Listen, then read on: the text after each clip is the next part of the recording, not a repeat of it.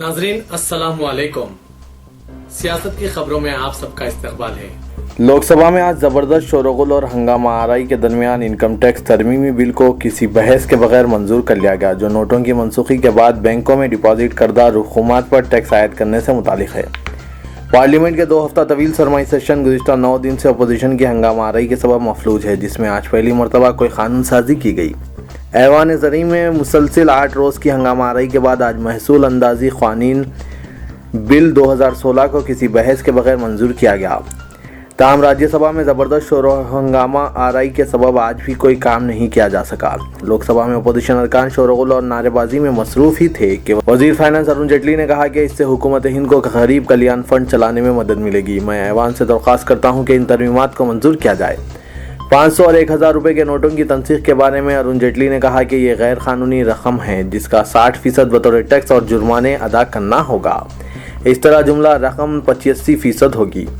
खाती साबित होने पर यह रकम काला धन रखने वालों से हासिल की जाएगी। सनफी मसावात की अलंबरदार खातून कारकुनों का एक ग्रुप आज दरगाह हजरत हाजी अली रहमतुल्लाह अलैह के अंदरूनी हिस्से में दाखिल हो गया और फातिहा ख्वानी की। भारतीय मुस्लिम महिला आंदोलन के कारकुनों का दरगाह शरीफ में दाखिला हजरत हाजी अली रहमतुल्लाह अलैह दरगाह ट्रस्ट की जानिब से इस बयान के बाद कि अगर सुप्रीम कोर्ट ख्वातीन को दरगाह शरीफ के अंदरूनी हिस्से में दाखिल होने की इजाज़त दे तो ट्रस्ट भी इन्हें इसकी इजाज़त देगा। ख्वातीन के दाखिले पर चंद साल कबल इम्तना आयद किया गया था। माऊन बानी भारतीय मुस्लिम महिला आंदोलन ज़किया समन ने कहा कि तकरीबन 400 ख्वातीन जिनका आंदोलन से ताल्लुक़ था आज दरगाह शरीफ गईं, चादर पेश की और फातिहा ख्वानी की। कांग्रेस की सदर सोनिया गांधी को वायरल इन्फेक्शन के सबब आज दवाखाने में शरीक कर दिया गया। कांग्रेस के तर्जुमान आला रणदीप सुरजेवाला ने कहा कि कांग्रेस की सदर को मौसमी बुखार के सबब गंगाराम हॉस्पिटल में शरीक कराया गया।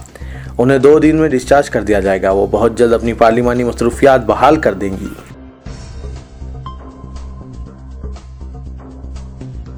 वज़ीर-ए-आज़म नरेंद्र मोदी ने आज बीजेपी के अरकान पार्लियामेंट व अरकान असम्बली से कहा कि वो 8 नवंबर से 31 दिसंबर के दरमियान अपने बैंक अकाउंट्स और लेन देन की तफसीलात पेश करें और ये तफसीलात पार्टी सरबराह अमित शाह को 1 जनवरी 2017 तक पेश किए जाने चाहिए।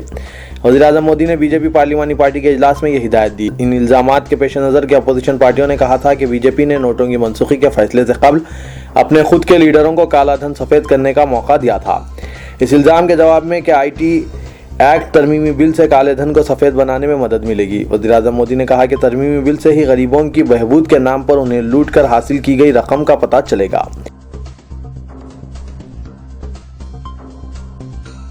चीफ मिनिस्टर तेलंगाना KCR ने 2000 रुपये की नई नोट मनसूख करने के खदशात का इजहार किया है, जिसके बाद ब्लैक मनी को वाइट करने वालों की नींदें हराम हो गई है और अवाम में फिर एक बार 2000 रुपये की नोट मौजू बहस बनी हुई है।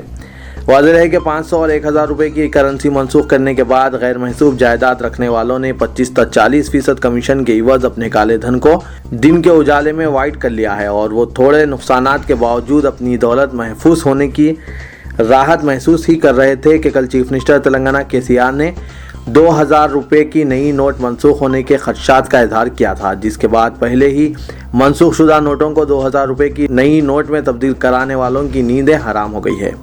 वो अब 2000 रुपये की नोटों को लेकर फिक्रमंद हो गए हैं और मुख्तलिफ राहें तलाश कर रहे हैं। और माहिरीन व बैंकिंग सेक्टर से ताल्लुक़ रखने वालों से चीफ मिनिस्टर के खदशात में कितनी सदाकत है, इसकी मालूमात करने में मसरूफ़ हो गए। वज़ीर आला तेलंगाना KCR ने मुल्क में बड़ी करेंसी मनसूख करने का न सिर्फ खैर मकदम किया, बल्कि दिल्ली पहुँचकर वज़ीर आज़म से मुलाकात करते हुए इन्हें मुबारकबाद भी दी है।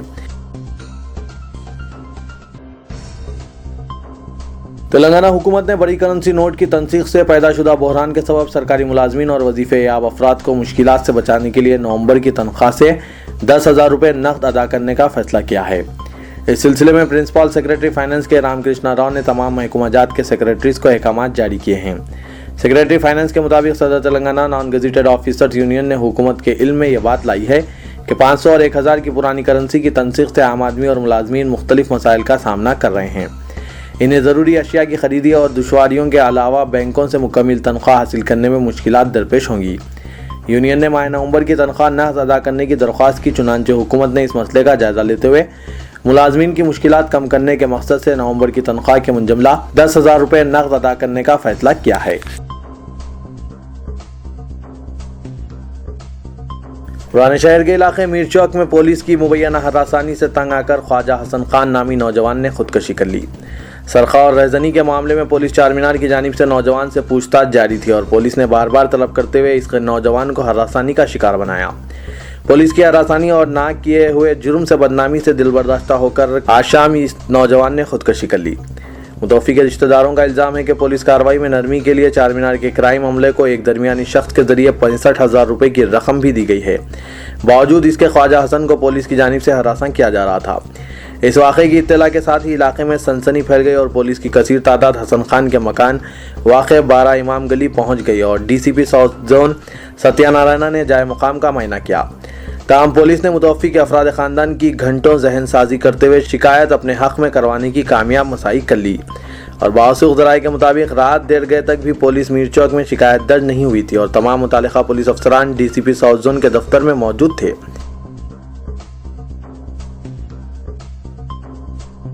रुकने असेंबली चंद्रानगुट्टा हमला केस की रोजाना असास पर जारी समाअत में आज तहसीलदार श्रीमती वहीदा खातून ने अपना बयान कलमबंद करवाया। वकील दिफा जी गुरुमूर्ति ने इस गवाह पर जराह किया और समाअत कल तक के लिए मुलतवी कर दी गई।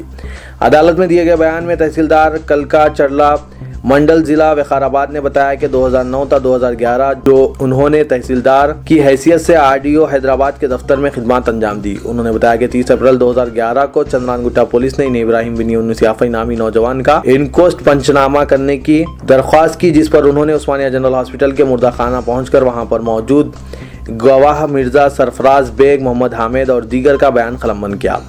उन्होंने बताया कि महलूक इब्राहिम याफई के जिस्म पर मौजूद नेवी ब्लू टी-शर्ट और दीगर मलबूसात जो खून में लुत्फुत थे हासिल कर लिए। वहीदा खातून ने अदालत को बताया कि उन्होंने अपनी रिपोर्ट में ये राय दी है कि मौत की वजह गोली लगने से हुई है।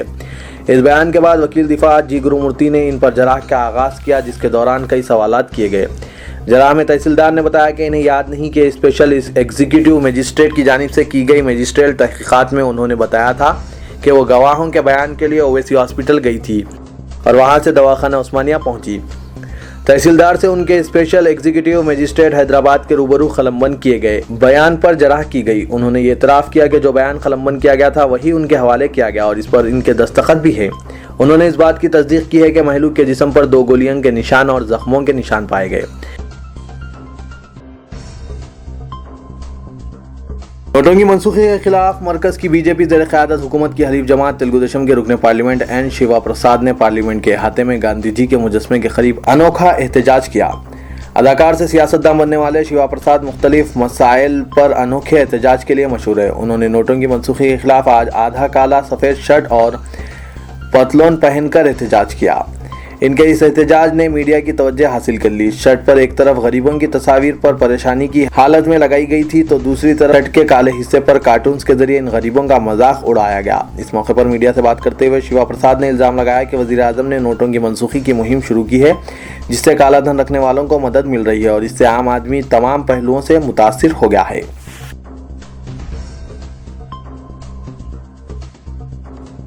जिला महबूबनगर के जड़चल्ला मंडल के पास एक बस ने ठहरी हुई लॉरी को टक्कर दे दी, जिसके नतीजे में ड्राइवर और क्लीनर बरसर मौका हलाक हो गए और 20 अफराद शदीद जख्मी हो गए। केरला के अलशफा फार्मास्यूटिकल कॉलेज के 28 तलबा पैरोमेथल मलकापुरम जिला 3 असातिज़ा के साथ स्टडी टूर के लिए हैदराबाद आ रहे थे। ये बस पीर की शाम रवाना हुई और हैदराबाद पहुंचने से घंटा कबल ही ड्राइवर बस का तवाज़ुन खो बैठा। एक उम्र दराज खातून को बचाने की कोशिश में सामान ले जाने वाली लॉरी को टक्कर दे दी।